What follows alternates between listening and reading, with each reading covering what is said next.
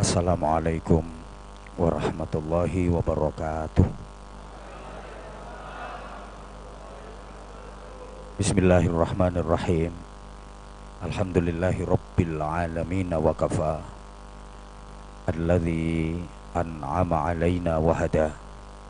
Wassalatu wassalamu ala nabiyil mustafa Sayyidina wa maulana Muhammadin al-mujtaba wal muqtafa wa ala alihi wa ashabihi ahli sidqi wal wafa. Subhanaka la ilma lana illa ma 'allamtana innaka antal alimul hakim. Rabbi shrah li sadri wa yassir li amri wahlul 'uqdatam min lisani yafqahu qawli waj'al li waziran min ahli. Amma ba'du.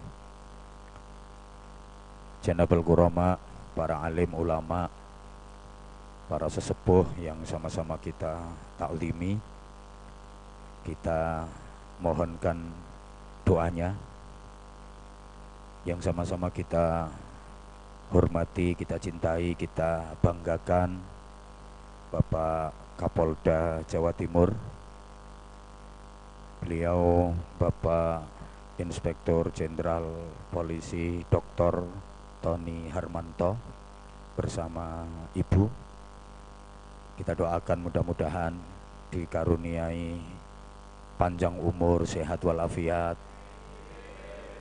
dikaruniai kemampuan dan kekuatan zahiran wa batinan dalam mengemban amanah kepemimpinan di Polda Jatim, sehingga di bawah kepemimpinan beliau wilayah hukum Polda Jatim makin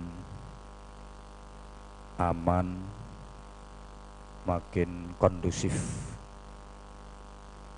Para pejabat utama Polda Jatim, Pak Karo SDM bersama Ibu, hadir juga senior saya, Komisaris Besar Polisi Dekananto, Dir Intel Polda Jatim. Izin Jenderal, beliau senior saya. Kalau beliau udah kombes, saya masih AKBP. Aku Kiai Barisan Polisi. Para perwira, seluruh anggota grup Al-Banjari, dan para jamaah yang mudah-mudahan senantiasa dikaruniai rahmat, barokah dan ridha Allah Subhanahu wa ta'ala. Mudah-mudahan senantiasa disyafaati Rasulullah sallallahu alaihi wasallam. Alhamdulillah, kita mendapatkan nikmat yang luar biasa, kesehatan, kesempatan, kekuatan, semangat, dan insya Allah kita terus berusaha agar memiliki keikhlasan, sehingga Allah Subhanahu wa ta'ala senantiasa menerima amal-amal kebaikan kita, memaafkan kesalahan-kesalahan kita, mengampuni segala dosa-dosa kita, menyelamatkan kita dari musibah dan bencana dunia, membebaskan kita dari fitnah dan azab kubur, membebaskan kita dari siksa neraka, serta menggolongkan kita termasuk ahli surga. Amin Allahumma amin.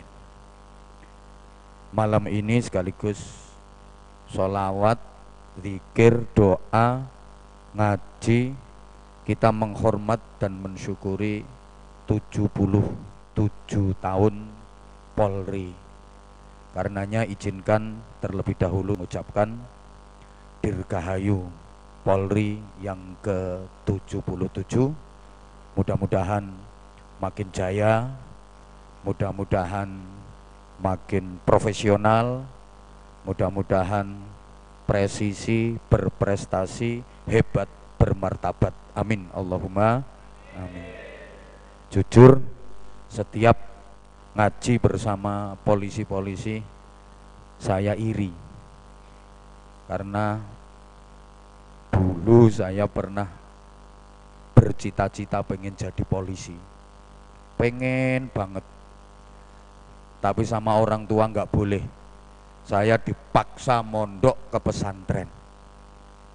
Waktu itu kesel, mangkel, gregeten, sedih. Tapi saya jalani, akhirnya saya jadi seperti ini. Tadinya saya sedih nggak jadi polisi, tapi sekarang saya bersyukur. Kenapa? Karena misalnya saya jadi polisi, mentok AKP, mentok, munggah titik AKBP, mentok, jadi kongkon-kongkonane jenderal. Kalau saya jadi polisi, mentok melatih 2, itu mentok. Nek nonggone mabus ya bagian gawa map. Nah, sekarang saya nggak jadi polisi, jadi kiai. Alhamdulillah kemana-mana saya dikawal polisi. Bahkan saya bisa menasehati jenderal. Saya tuh kalau ngelihat polisi itu gimana ya, pengen banget, kelihatan gagah, keren. Terus menurut saya tugasnya itu mulia banget. Ketok gagah, keren, tugasnya mulia. Dan jangan dikira kalau yang paling cepat masuk surga itu kiai. Enggak. Bisa jadi polisi masuk surganya lebih dulu daripada kiai. Ojo banter-banter. Itu polisi yang baik. Masuk surganya lebih dulu daripada kiai. Iya, kenapa? Karena polisi itu seringkali mengingatkan orang kepada Tuhan. Tapi kiai kadang-kadang bikin orang malah lupa sama Tuhan. Ada kiai ngajar ngaji, santrinya ngantuk. Orang ngantuk itu kan lupa sama Tuhan. Kiai kasih ceramah, terlalu serius, metenteng, jamaahnya tidur. Orang tidur kan lupa sama Tuhan. Berarti kiai bikin orang lupa sama Tuhan. Tapi kalau polisi sering kali bikin orang ingat sama Tuhan. Ya, ada orang naik motor di jalan raya nggak pakai helm. Begitu dia ngelihat polisi langsung a'udzubillahi minasyaitonirrajim, bismillahirrahmanirrahim. Allahumma sholli ala sayyidina Muhammad. Biasanya misuh begitu ketok polisi langsung a'udzubillahi minasyaitonirrajim. Nah, orang kalau ingat sama Tuhan itu kan disayang sama Tuhan gitu loh. Jadi gini ya, ibadah yang baik itu ibadah sesuai profesi. Ibadah itu bukan hanya baca Quran, zikir, wiridan, puter tasbih terus wiridan sulastri sumiyati sunarse. Ndak. Ibadah yang terbaik itu justru ibadah yang sesuai profesi. Kalau guru, ibadah terbaiknya apa? Ya intisyarul ilmi, ngajar, menyebarkan ilmu. Kalau pedagang, ibadah terbaiknya apa? Jujur dalam berdagang. Kalau ASN, PNS, ibadah terbaiknya apa? Aktif, disiplin, dinamis. Jangan makan gaji buta. Kalau TNI, ibadah terbaiknya apa? Ya pertahanan, menjaga kedaulatan negara, menjaga keutuhan NKRI. Kalau kiai, ibadah terbaiknya apa? Ya doa, zikir, wiridan. Ya sami'u ya basir, ya sami'u ya basir, ya sami'u ya basir, ya sami'u ya basir, ya sami'u ya basir. Ya Allah ya Rahman, ya Allah ya Rahman, ya Allah ya Rahman. Lama-lama ya dana, ya dana, ya dana, ya dana, ya dana, ya dana, ya dana. Bangun masjid kehabisan semen gitu.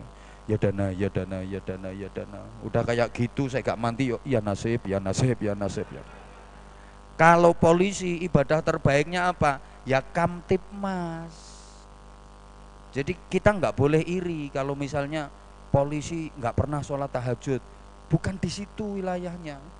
Lah kalau misalnya Dirintel ini tiap malam tahajud, kalau siang puasa, malam tahajud, siang puasa, ini bisa-bisa malah dosa. Gara-gara siang puasa, malam tahajud, akhirnya nggak pernah ngantor.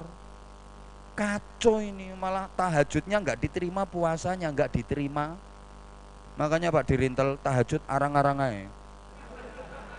Oh senengan wis gak tahu tahajud diomongin ngene. Mantap. Lah ya misalnya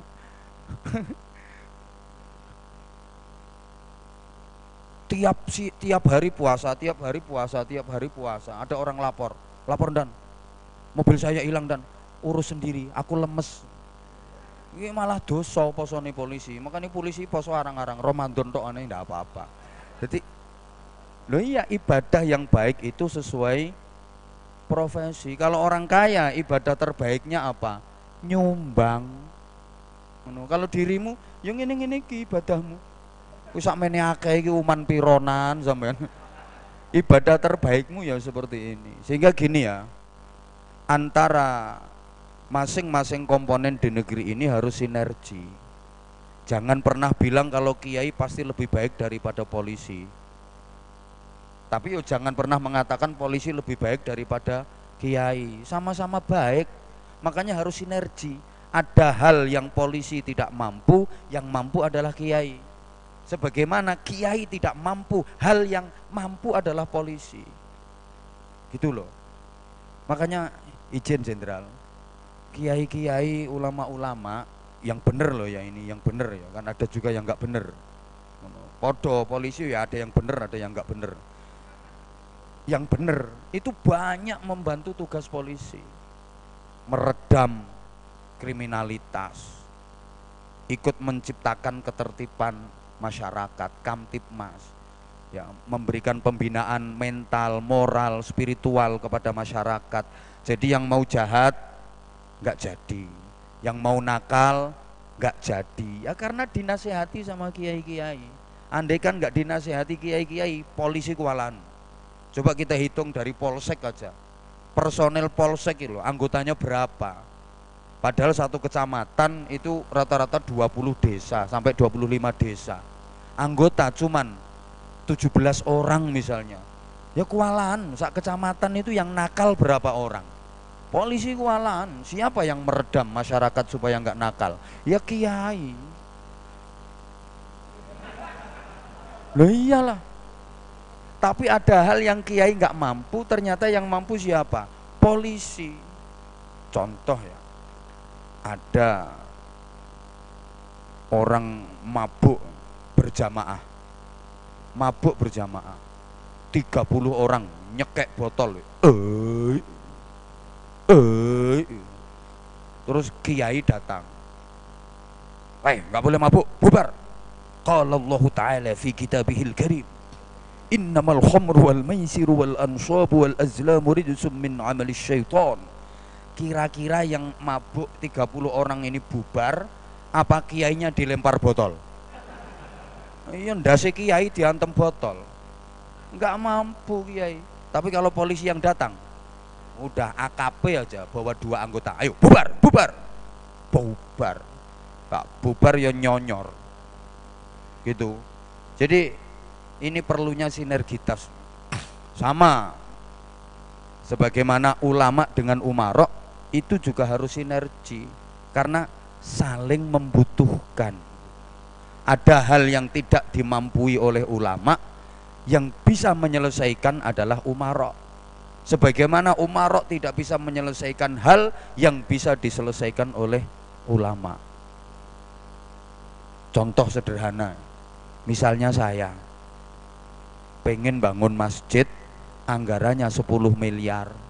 Saya keliling kemana-mana, seluruh Jawa Timur, jamaah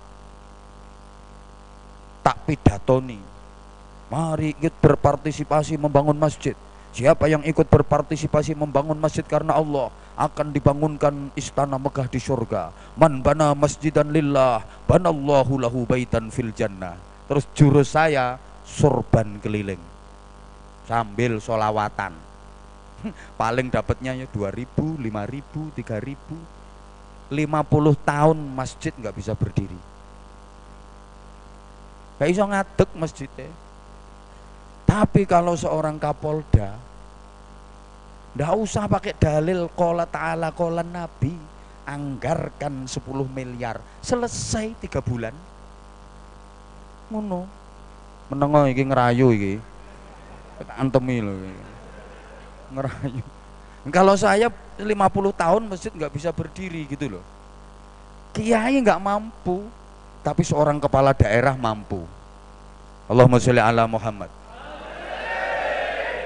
Masih ingat kawasan di Surabaya yang paling dikenal dunia, namanya Gang Walauddolin.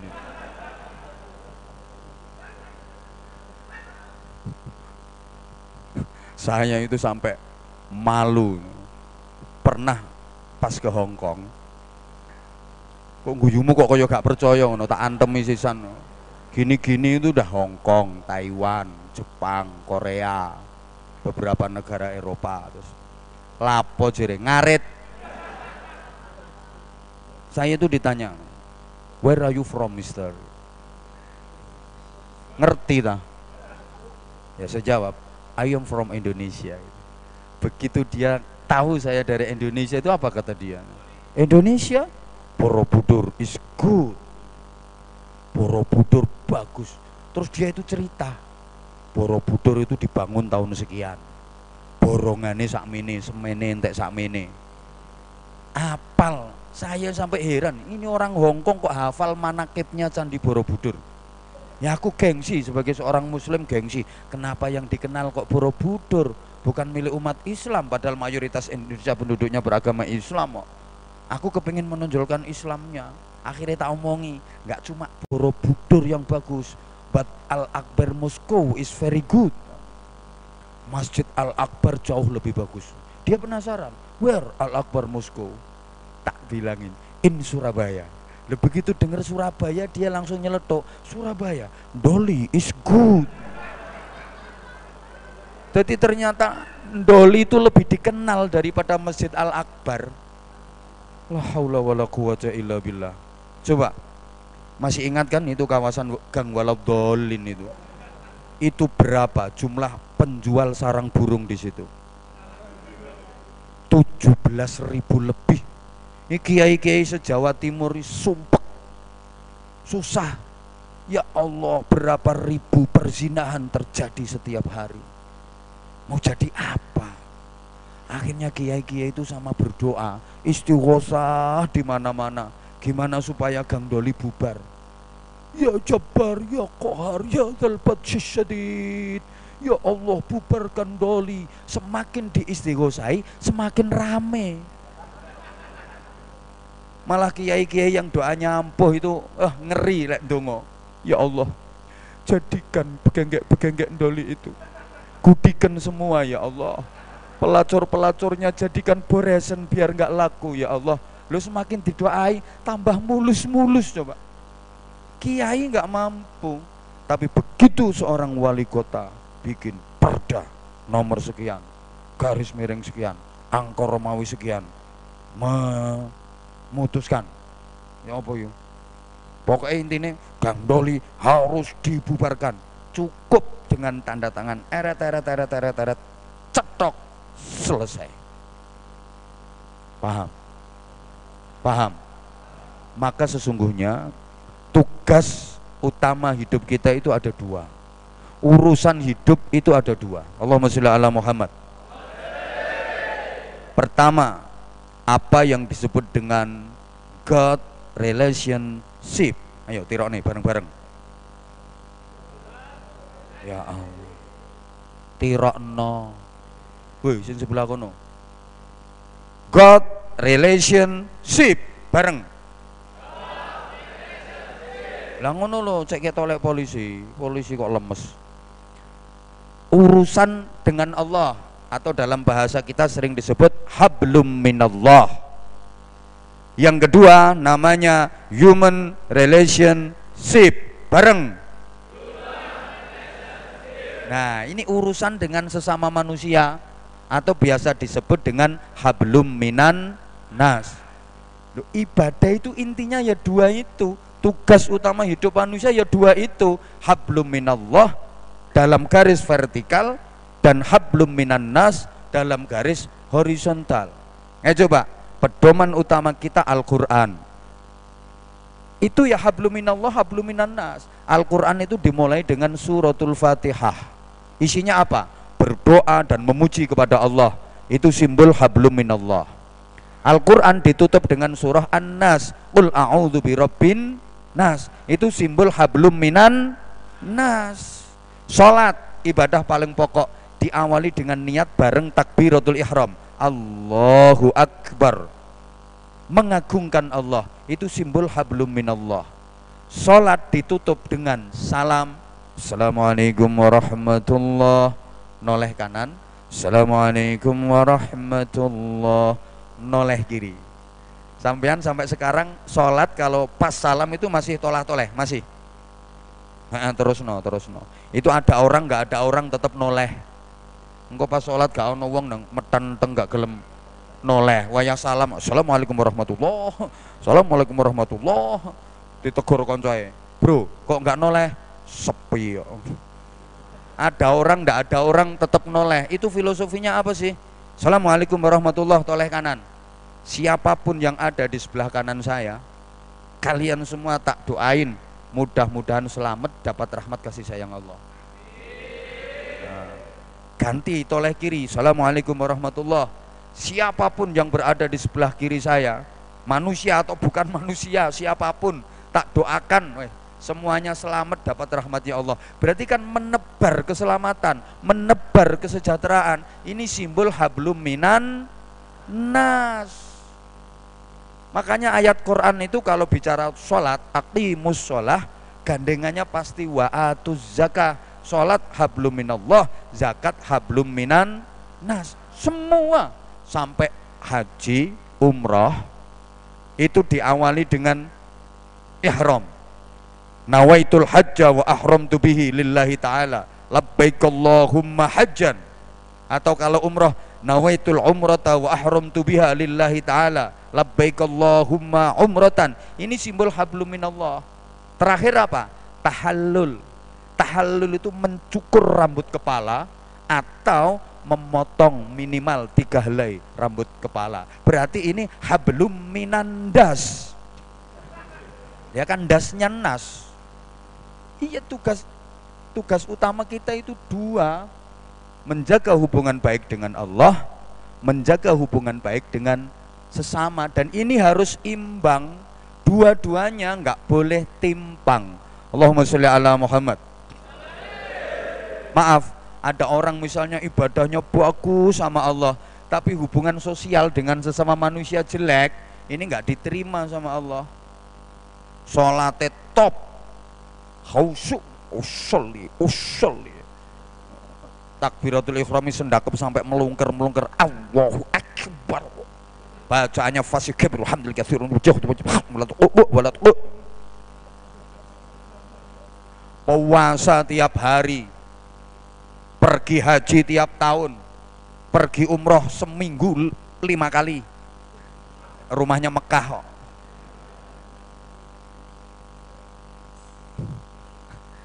Tapi sama saudara nggak akur. Dengan teman sekantor lo gak rukun karena temennya letting dapat promosi jabatan terus gak rukun. Gua ibadahnya gitu loh. Maaf ya, maaf banget, maaf. Sebagus apapun hubungan sama Allah, tapi kalau dengan sesama manusia buruk, 0 nilainya. Ibadah haji itu kan bagus, nggih. Tak doakan semuanya mudah-mudahan yang hadir di sini bisa ke sana. Kesana nanti wong tanganku merono oleh muamin Wonokromo. Ya kalau Allah, haji itu sekarang yang paling berat itu kalau potongan koyok sampean itu bukan perkara duit ya. Yang paling berat itu syaratnya sekarang as-sabru bil antri. Sabar ngantri itu yang paling berat. Nek duit ini gampang sekarang itu. Ibadah haji itu bagus, itu urusan sama Allah. Tapi kalau biaya yang dipakai berhaji itu hasil dari muamalah yang tidak baik, hasil dari hubungan dengan manusia yang tidak benar dan tidak baik, hajinya nggak diterima sama Allah. Contoh, yang dipakai berhaji itu duit renten, duit anakan nih loh, ngutangi jarum bayarnya cagak listrik itu duit renten nih, ngutangi jarum kok bayarnya tiang listrik. Atau sorry duit hasil judi, atau duit hasil korupsi, slot, ini potonganmu ngeslot nih, judi online, you know. Mulane bathukmu nongkone. Kok dipakai haji, ditolak sama Allah. Man hajja bi haramin aw min haramin idza qala labbaik Allahumma labbaik fa ajaballahu lahu la labbaik laka wala sa'daik. Orang berhaji tapi yang dipakai duitnya itu mengandung haram, ketika dia bertalbiyah sekhusyuk apapun dia, labbaik Allahumma labbaik, sambil keliling Ka'bah nangis, labbaik la syarika laka labbaik, dijawab sama Allah, gak labbaikan, labbaik apa? Lah Allah bilang la labbaik laka wala sa'daik. Dia bilang labbaik Allahumma labbaik, Allah jawab la labbaik laka, labbaik la syarika laka labbaik, Allah jawab la sa'daik, gak labbaikan. Labbaik apa duwe anakan, gak diterima sama Allah. Maaf ya, maka ada pejabat sekelas menteri haji sekeluarga, tapi maaf ya, duit yang dipakai itu duit hasil korupsi. Ya awalnya sih lancar, perjalanannya lancar, emang duitnya akeh, lancar perjalanan, manasiknya lancar, begitu pelaksanaan haji lancar. Tapi pas lempar jumroh ada kasus. Lempar jumroh itu kan simbol ngelempar setan. Jadi kasusnya gini, batu kerikil yang dipakai ngelempar jumroh itu kan aturannya dilempar kena tembok itu masuk ke lubang sumurnya. Itu setiap dilempar bismillahi Allahu akbar, cetak kembali itu batunya. Diambil lagi dilempar bismillahi Allahu akbar, cetak balik terus. Dia penasaran, ini kenapa batu ini dilempar balik. Akhirnya diambil, dilihat, ternyata ada tulisannya, maaf, sesama setan dilarang saling lempar.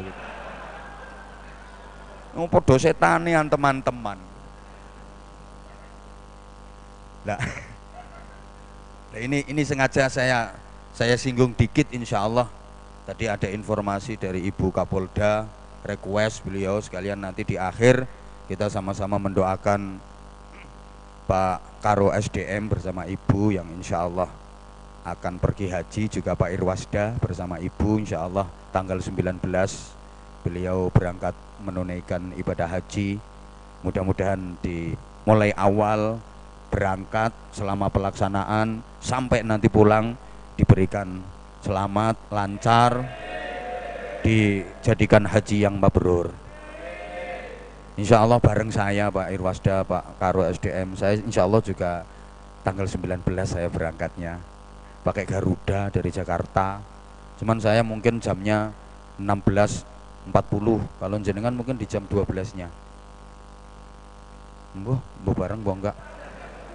Kelasnya gak podo kono, bisnis aku ekonomi.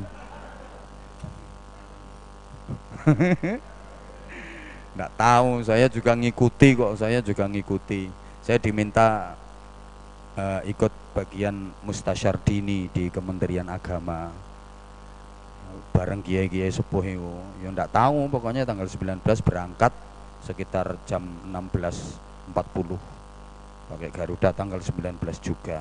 Mudah-mudahan ketemu di sana nanti. Nah, pengen melu numpak pesawat nang dukur tak ceblok no. Jadi gini, ya Allah, Allahumma sholli ala Muhammad. Dah, urusan dengan Allah itu lebih mudah dibanding urusan dengan manusia. Maaf ya, maaf banget ini. Pokoknya saya ngomong nggak boleh ada yang tersinggung ya. Harus ada yang tersinggung. Wong tujuan saya memang nyinggung. Jadi semakin banyak yang tersinggung berarti ceramah saya berhasil. Kalau nggak ada yang tersinggung sama sekali, ya nggak usah ceramah. Urusan dengan Allah itu bunia alal musamahah, dibangun atas prinsip kemudahan-kemudahan. Jadi urusan sama Allah itu gampang, mudah, enteng. Tapi urusan dengan sesama manusia itu bunia alal masyaqqah, dibangun atas dasar kesulitan-kesulitan, berat, repot. Lebih mudah urusan sama Allah dibanding urusan dengan sesama manusia. Urusan karo Allah gampang. Contoh, mas-mas, sampean sholat itu urusan sama Allah. Sholat itu menghadap Allah. Syaratnya gampang, nutup aurat.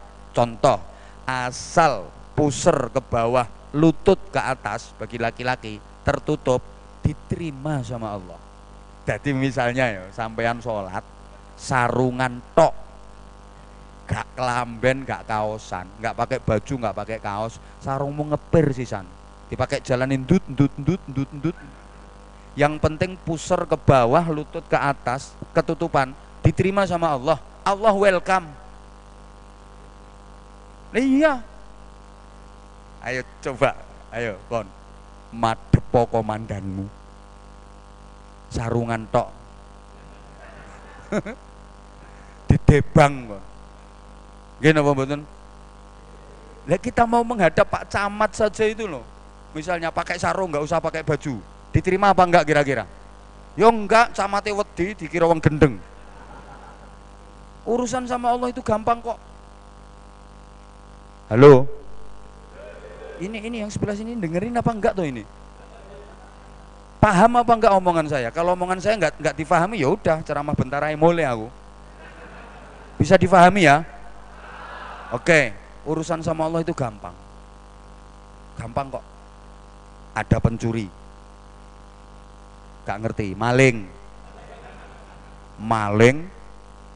ketangkep. Ada maling nyuri, ya mbah maling itu kok nyolongan.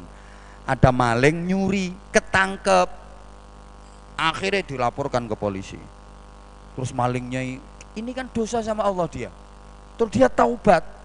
Astagfirullahaladzim, ya Allah, astagfirullah, tobat ya Allah, tobat ya Allah, kapok ya Allah, tobat ya Allah. Diterima sama Allah, walaupun kapan-kapan ngulangi lagi. Wah, Allah itu gampang kok, taubat diterima. Tapi kalau sama polisi, malingnya, tobat Pak polisi, tobat, aku tobat, kapok. Apakah pemeriksaan dihentikan? Ya enggak lah, jadi urusan kalau polisi ki ruwet.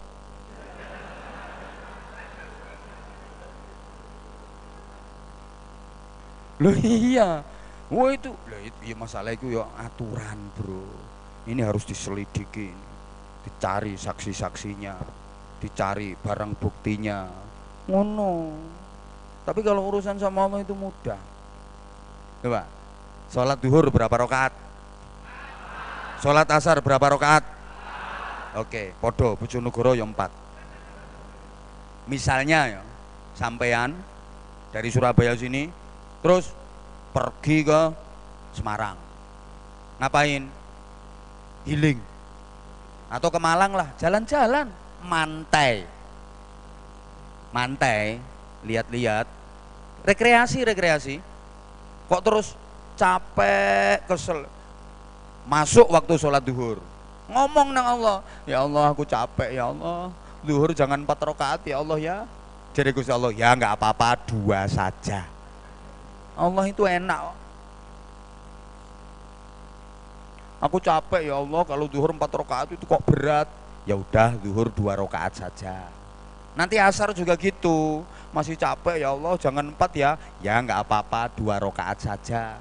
Kalau kamu mau gabung duhur sama asar, jadikan 1, nggak apa-apa. Dikerjakan di waktu duhur silahkan, kamu kerjakan di waktu asar silahkan.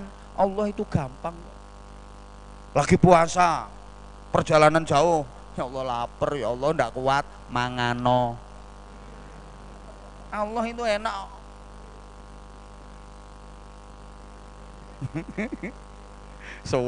Seneng ya.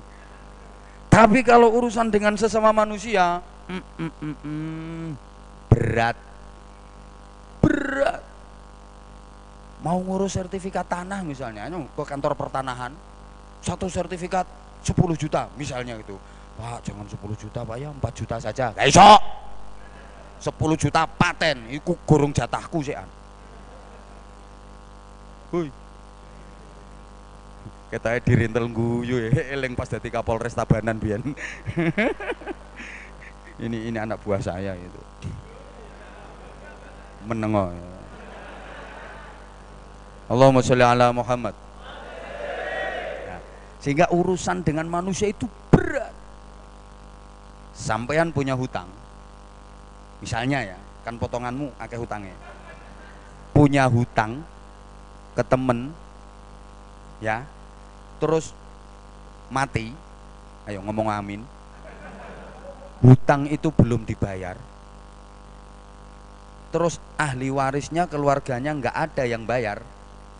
Jangankan masuk surga, mencium bau surga aja enggak. Kenapa? Karena hutang itu berhubungan dengan manusia.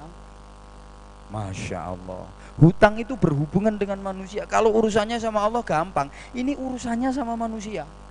Sehingga Rasulullah pernah diminta untuk mengimami sholat jenazah. Rasulullah tanya, a'alaihi dainun, apakah ini waktu hidup punya hutang? Para sahabat menjawab, iya ya Rasulullah, dia masih punya hutang. Enggak, aku enggak mau nyolatin.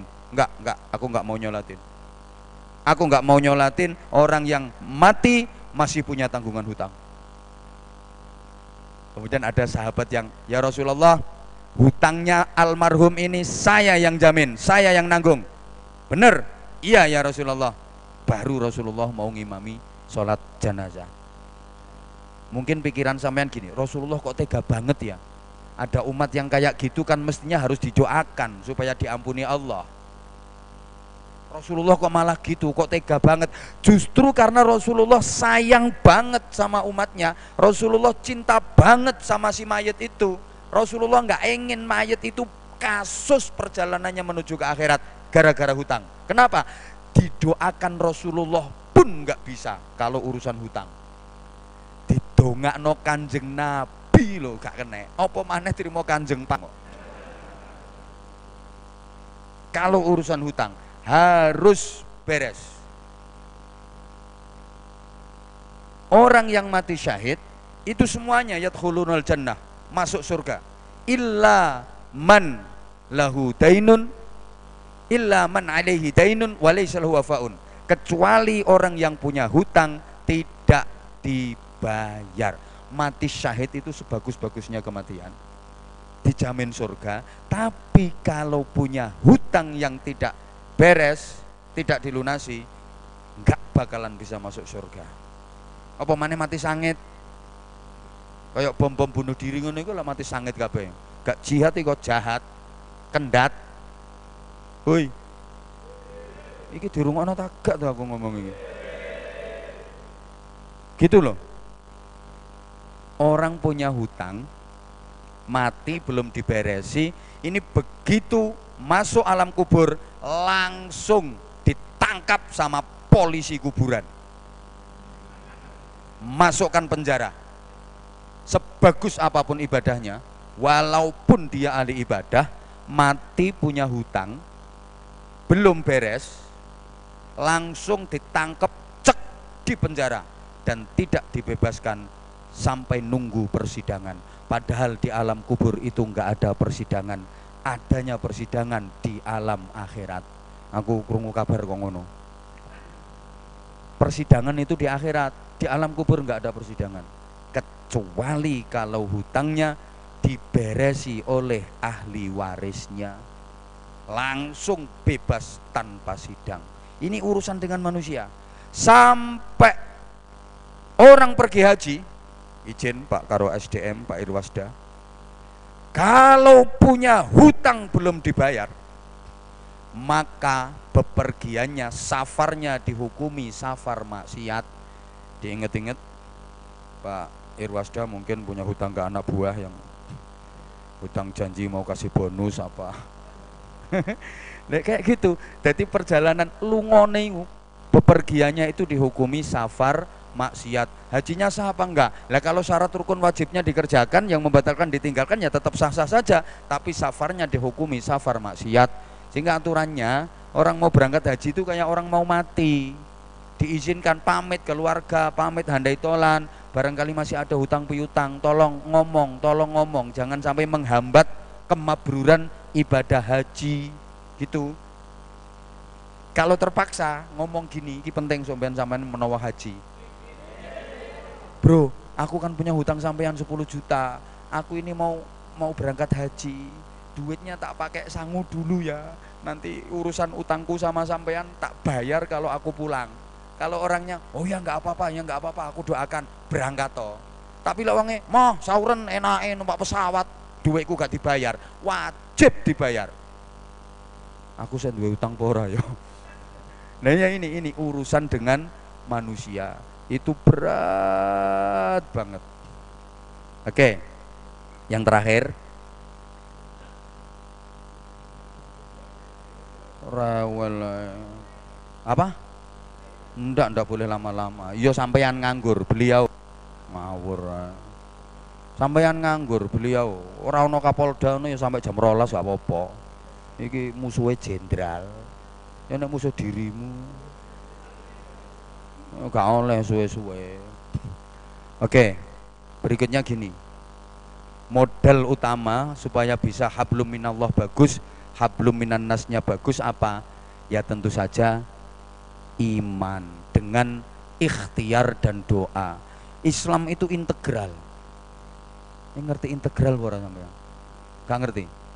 Podo. Pada. Jadi artinya seimbang antara urusan dunia dengan urusan akhirat. Itu seimbang. Fid dunya hasanah wa fil akhirati hasanah. Maka ketika kita sholat, sujud, itu kita akan berbisik ke karpet. Kita berbisik ke bumi, subhana rabbil a'la wa bihamdi, subhana rabbil a'la wa bihamdi.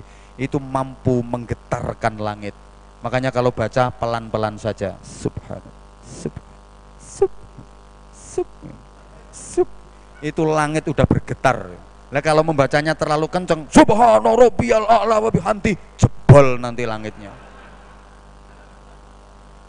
Jadi ada wilayah doa, ada wilayah action. Ini Islam ya.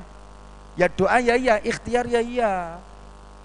Doa iya, ikhtiar iya. Kalau wilayahnya action, ya harus action. Jangan hanya mengandalkan robbana. Maaf banget. Ada anaknya orang biasa, pengen jadi dokter, terus ikhtiar, usaha. Anaknya dikuliahkan ke fakultas kedokteran, rajin kuliahnya, skripsi beres, penelitian beres, diwisuda, lulus jadi dokter, walaupun ndak usah muter tasbih. Anaknya kiai pengen jadi dokter, didaftarkan di fakultas kedokteran, dia nggak mau ikhtiar, kuliah nggak pernah masuk, skripsi nggak nggarap, siloy mentang-mentang anak kiai, nggak mungkin jadi dokter tapi tadi dukun. Ayo maaf ya, ada suami pengen punya anak, pengen istrinya punya anak, nggak diikhtiari, mek ndonga tok, nggak ada usaha. Tiap malam itu istrinya di Fatihah ya, dideketi Al-Fatihah, walau dolin, disebul wetenge. Besok juga gitu, istrinya wis matang-matang, Al-Fatihah, walau dolin. Bisa hamil apa enggak? Punya anak apa enggak? Ya ndak, ya Fatihah, tapi ya kudu karo dieker-eker Fatihah tok. Ayo Bapak, misalnya ya, Bapak lagi naik mobil jalan tol, pas di pintu tol ada portal, lep, mobil berhenti. Bapak keluarin tol itu, kartu itu, tempelin ke mesinnya, tek, ada suara, maaf, pulsa Anda telas. Akhirnya terus dibacakan ayat kursi. Allahu la ilaha illa huwal hayyul qayyum la ta'khudhuhu sinatun wa la naum. Ayo, portalnya ngangkat apa ndak? Naik apa ndak? Itu bukan wilayah ayat kursi, itu ayat duit.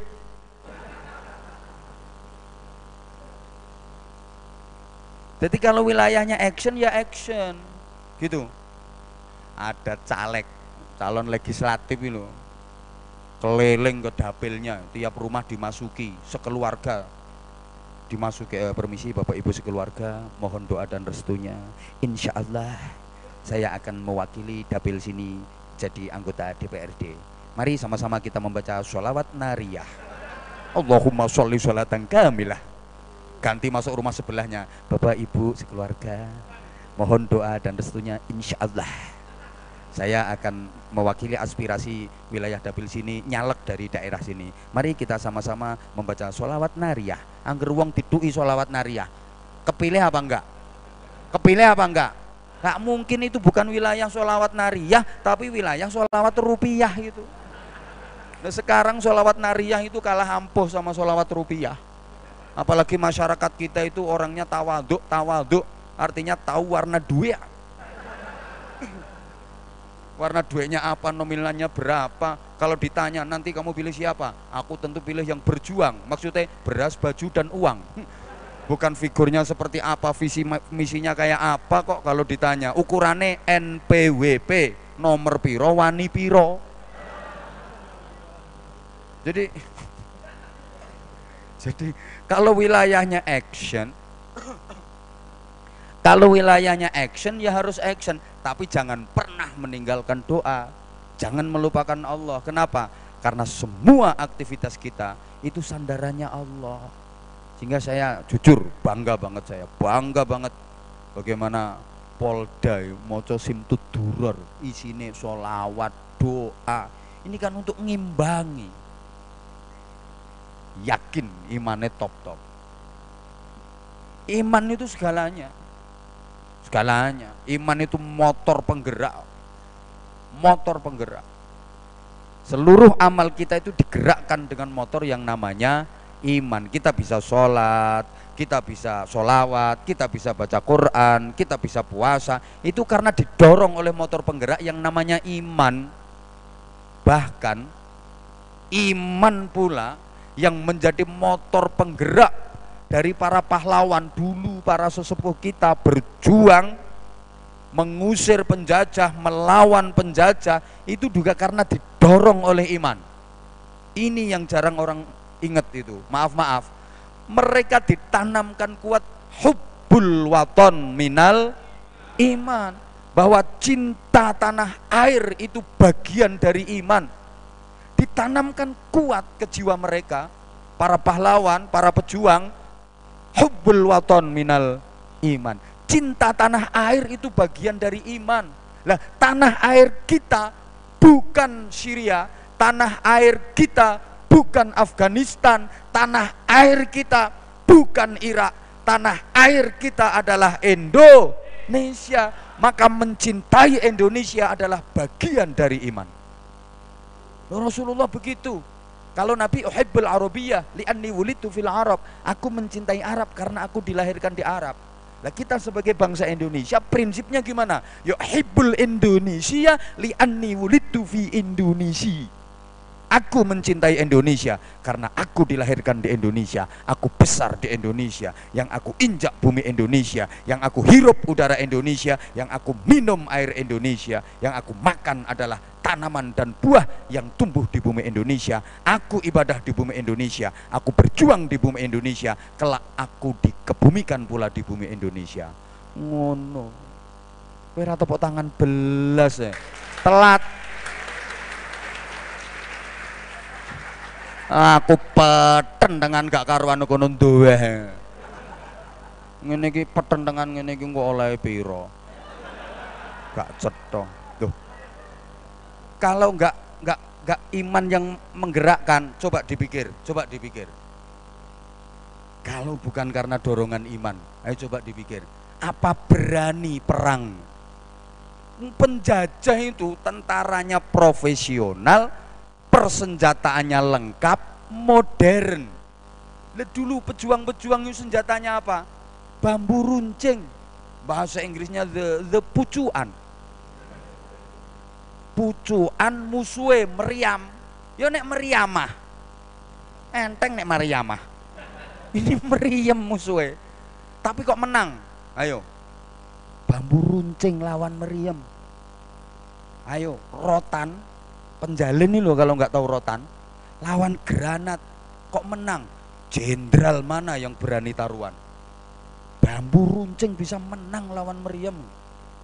Ayo, kerikil bisa menang lawan granat, lawan bom. Maka dengan jujur, dengan tulus, para pahlawan dan para pendiri negara ini mengakui, dan itu termaktub dalam Undang-Undang Dasar 1945 di pembukaannya itu, atas berkat rahmat Allah yang Maha Kuasa. Kalau nggak ada campur tangan Allah, kayaknya nggak mungkin menang. Apa yang menggerakkan? Iman. Maka kunci utamanya, apapun kalau landasannya iman, hasilnya aman, endingnya nyaman. Tak baleni. Kok gawean status. Kowe njaluk sarung ing ndi nggone? Ora roh wilayah. Masa aku ngene bukan bagi-bagi sarung. Ya sungkan karo dir. Wayahe sing bagi-bagi ku dir. Apapun kalau landasannya iman, hasilnya aman, endingnya nyaman.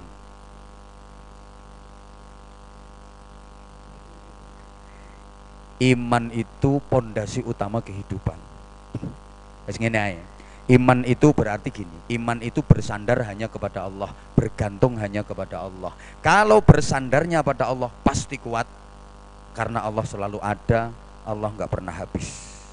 Bersandar kepada selain Allah pasti akhirnya jatuh, karena selain Allah akan hancur, selain Allah akan binasa. Kalau bergantungnya kepada Allah pasti beres. Iman itu bergantung kepada Allah. Kalau bergantungnya kepada Allah, urusan apapun mesti beres, karena Allah maha bisa, Allah maha punya, Allah maha kuasa, Allah maha segalanya. Bergantung kepada selain Allah, hasilnya kecewa. Termasuk bergantung kepada manusia, mesti kecewa. Bergantung kepada manusia itu mesti kecewa kepada siapapun. Tapi kalau kepada Allah mesti aman, mesti beres. Hei, hui. Ya Allah, gak. Berharap hanya kepada Allah itu iman. Rungono sebelah gini, ganti. Berharap hanya kepada Allah. Kalau berharapnya kepada Allah beres, terpenuhi. Tapi berharap kepada selain Allah, termasuk berharap kepada manusia, siap-siap kecewa. Karena hakikatnya manusia nggak bisa apa-apa, manusia nggak punya apa-apa. Berharap kepada manusia mesti kecewa. Gak oleh jaga no wong, gak oleh. Aku wis berkali-kali berharap kepada manusia, kecewa. Sering alami saya. Mau berangkat ceramah itu lapar, terus aku ngomong, udah gak usah mangan. Mosok aku ambil panitia dikei mangan. Begitu sampai lokasi gak ada makannya. Oh, ini nek jaga no wong ngono. Makanya aku meskipun yang ngaji di Polda ini, aku gak wani jaga no, mesti terus yang ngundang Irjen terus sangune mesti akeh, gak wani aku ngono berharap. Gak wani terlalu berharap daripada kecewa. Daripada kecewa. Tapi nek Kapolda nyangoni di bawah Kapolres ya malu-maluin. Harus di atas Kapolres. Tapi aku nggak berani berharap. Daripada kecewa. Lu berharap kepada manusia itu endingnya mesti kecewa. Mesti itu. Berharap kepada manusia itu seringkali bertepuk sebelah. Punya temen nih loh, disikapi baik, kita terus baik sama dia, kita terus baik sama dia, kita terus baik sama dia. Kita berharap dia baik sama kita, mesti kecewa. Guru ngasih ilmu ke muridnya, ngajar ke muridnya, terus berharap balasan dari muridnya, mesti kecewa, karena nggak mungkin murid bisa balas ke gurunya. Betul? Paham nggak ini sama nih? Ada guru ngajar muridnya, terus dia berharap balasan dari muridnya, mesti kecewa karena muridnya nggak mungkin bisa balas. Orang tua membiayai pendidikan anak mulai sekolah sampai kuliah selesai jadi sarjana lengkap, sukses, kemudian orang tua berharap balasan dari anaknya, mesti kecewa. Nggak mungkin enggak. Sekali lagi, berharap kepada manusia seringkali bertepuk sebelah, air susu dibalas dengan air, ditolong malah mentong, dikeiatin rogoh rempelo. Kau yang mulai, kau yang mengakhiri, kau yang berjanji, kau yang mengingkari. Ya nasib dadine. Loh iya, atasan yang dihormati kadang mengeksploitasi dan menzolimi. Bawahan yang disayangi kadang mengkhianati, bahkan berani demonstrasi. Punya pembantu dikasihani, kadang malah berani ngerebut suami. Nah ini kalau berharap kepada manusia mesti kecewa. Aku udah berkali-kali ngalami. Tapi kalau berharapnya kepada Allah, Allah maha segalanya. Paham? Iman itu berarti bersandarnya kepada Allah. Kalau bersandar kepada Allah kuat, bersandar kepada selain Allah pasti jatuh. Sorry ya, Dir Intel ini tak wani tak contoh soalnya tonggoku senior saya, Kombes Dekananto. Duduknya enak, nyaman. Enak, nyaman. Karena apa? Karena beliau bersandar pada kursi. Selama kursi itu masih ada, selama kursi itu masih kuat, Pak Dir duduknya enak, duduknya nyaman. Karena sandarannya masih ada. Tapi begitu kursi itu rusak, atau misalnya kursi itu diambil sama Kapolda, yakin geblak. Kenapa? Karena bersandarnya pada kursi. Kursi bisa hilang, kursi bisa rusak. Tapi kalau bersandar kepada Allah, Allah selalu ada, Allah nggak pernah rusak, Allah nggak pernah hilang. Allahumma sholli ala Muhammad. Mentang-mentang duitnya banyak, kekayaannya melimpah, bersandar pada kekayaan, bersandar pada harta, bersandar pada duit. Iya, selama duitnya masih banyak, hartanya masih melimpah, selama masih jadi orang kaya, gaya, petenteng, begitu bangkrut, kekayaannya habis, geblak, jatuh. Banyak ya contohnya mantan orang kaya itu. Karena waktu kaya dia terlalu bersandar pada harta. Maaf, bersandar pada jabatan. Iya kalau masih punya jabatan, besok menggaya, main perintah, main ini. Begitu purna jabatan selesai, geblak. Maka banyak orang begitu purna pensiun post power syndrome. Biasanya sembarang diladeni, semuanya dilayani, begitu purna pensiun nggak ono sing nglayani. Apalagi orang itu semakin tinggi pangkatnya kan semakin keple. Loh iya ini sebelum Kombes dulu angkut beras biasa. Begitu udah jadi Kombes, mapnya nggak kuat gowo, jaluk digawakno anak buah. Jadi makin tinggi pangkatnya itu makin keple orang itu. Bawa sepatu aja udah nggak kuat. Baru Kombes yang menggaya. Dah niyo kena irjen kaya opo. Nah, itu kalau kita bersandarnya kepada sesuatu yang bisa rusak, tapi kalau orang beriman bersandarnya hanya kepada Allah. Jadi gini lah, pekerjaan sampean semua ya, polisi itu pekerjaan yang sungguh sangat mulia. Masyarakat bisa tenang hidupnya, bisa nyaman dalam menjalankan ibadah karena situasinya kondusif, karena situasinya aman. Coba kalau masyarakat itu nggak aman, lingkungan nggak aman, di mana-mana ada pemberontakan, ya hidup nggak tenang, ibadah nggak bisa nyaman. Oleh karena itu, kalau menurut saya, siapa mujahid sejati itu, pejuang sejati itu, termasuk polisi. Polisi itu ya pahalanya masya Allah luar biasa. Kalau nggak ada polisi yang mengamankan, sampean sholat, enak-enak sujud terus mau neng pinggirmu ono granat. Ayo. Apa mana tepak ngeloni bojo nomor ono bom no pinggirmu melawayu karo kontal kantul ngono kan. Kita bisa hidup dengan aman, tenang, damai, yaitu karena jasa. Sehingga mujahid sejati, pejuang-pejuang negeri ini adalah yang mengabdikan diri untuk kemakmuran, keamanan, ketentraman negeri ini sesuai dengan bidangnya masing-masing. Kullu ya'malu ala syakilatih, the right man on the right job, the right man on the right place. Ngono bahasane.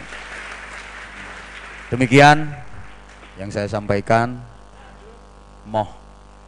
Nggak boleh lama-lama. Ini baru pengenalan saja. Kalau ada sumur di ladang, bolehlah kita menumpang mandi. Kalau ceramah saya dirasa kurang panjang, silahkan diundang lagi. Jadi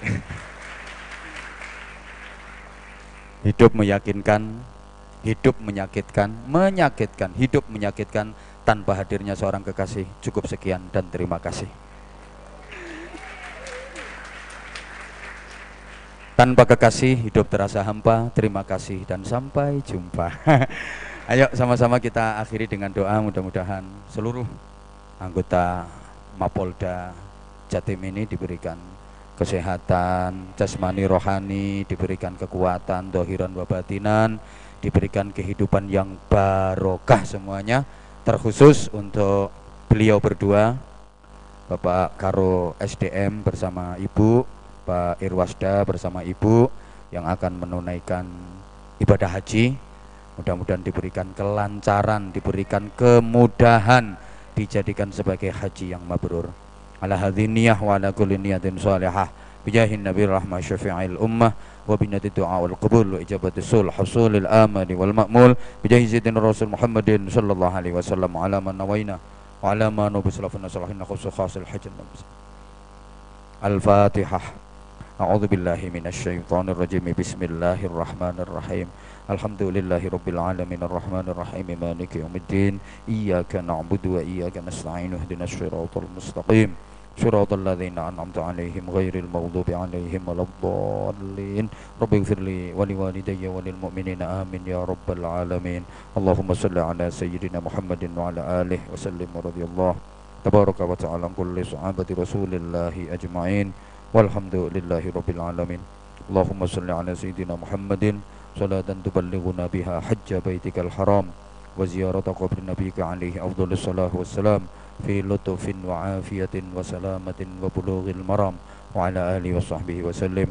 Allahumma ya muyassir kulli asir yassir lana kullal asir fa inna taysir kulli asir alayka yasir yassir lana umurana kullaha wa sahhil umurana kullaha ma'ar rahati qulubina abdanina bil afiyati was salamah fid dini wad dunya wal akhirah hasil maqasidana wa hasil ma fi dhamairina wa yassir lana ziyarata haramain ziyarata Makkahil Mukarramah wal Madinatil Munawwarah wal Arafah wal Musdalif wal Mina wa ziyarati Rasulillah sallallahu alaihi wasallam sanatan ba'da sanah marratan ba'da marrah karratan ba'da karrah bi rahmatik ya arhamar rahimin. Allahumma ja'al hajjan mabrura wa sa'yan mashkura wa dhanban maghfura wa tijaratan lan tabur ya alima ma fis sudur akhrijna ya Allah ya Allah ya Allah minadh dhulumati ilan nur birahmatin minka ya aziz ya ghafur ya rabbal alamin.